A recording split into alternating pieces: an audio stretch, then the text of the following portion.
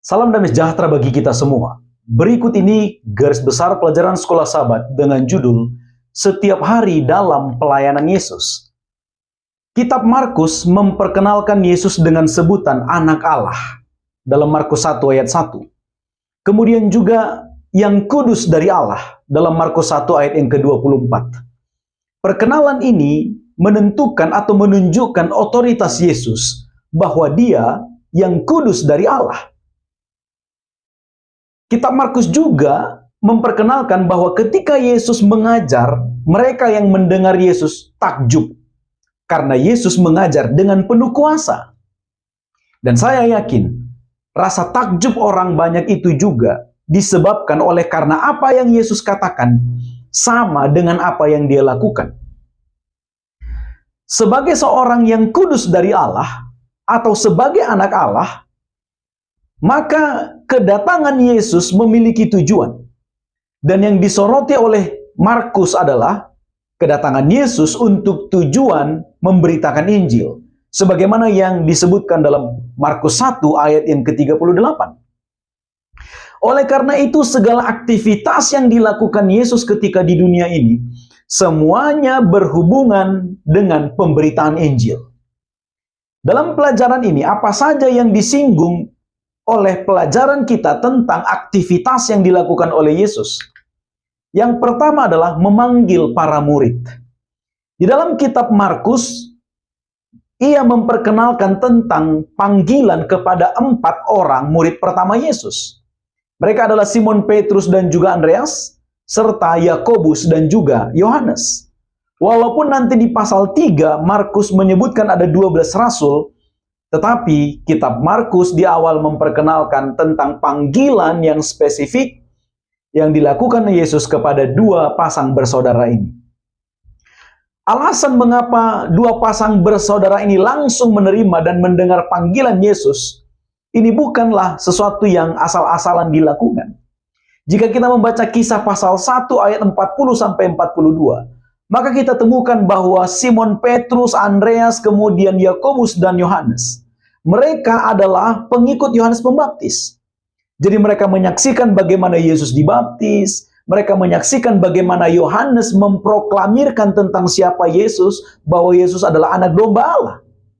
Itu sebabnya ketika mereka bertemu dengan Yesus, mereka ketika menerima ajakan ikutlah aku, mereka menurutinya sudah dengan pertimbangan. Karena mereka sudah terlebih dahulu mendengar tentang siapa Yesus itu. Jadi pada waktu Yesus memanggil para murid, ini untuk tujuan pemberitaan Injil juga. Yang kedua yang dilakukan oleh Yesus adalah mengajar. Markus 1 ayat 21 katakan, pada hari Sabat, tiap-tiap Sabat, Yesus masuk ke dalam rumah ibadat dan ia mengajar. Dan setiap kali orang yang mendengar Yesus, pada waktu Yesus mengajar, mereka takjub dengan pengajarannya. Karena memang Yesus mengajar dengan penuh kuasa. Tidak seperti para ahli Taurat katanya. Oleh sebab itu, aktivitas mengajar adalah bagian dari peran Yesus untuk menyampaikan Injil. Sebagaimana yang disampaikannya, tujuan kedatangannya. Yang ketiga adalah menyembuhkan. Markus 1 ayat 34 katakan, Yesus menyembuhkan bermacam-macam penyakit. Ada yang demam, seperti mertua Petrus. Ada yang kusta, itu pun disembuhkan oleh Yesus. Dan Markus 1 ayat 25 dan 39 mengatakan bahwa Yesus menyembuhkan orang-orang yang kerasukan. Yesus mengusir setan dari orang-orang yang kerasukan. Pada waktu Yesus mengajar, ada setan yang dengan terang-terangan menentang, tetapi tentangannya berupa pernyataan bahwa Yesus itu adalah yang kudus dari Allah. Bayangkan, setan saja mengakui otoritas itu, bahwa Yesus adalah yang kudus dari Allah.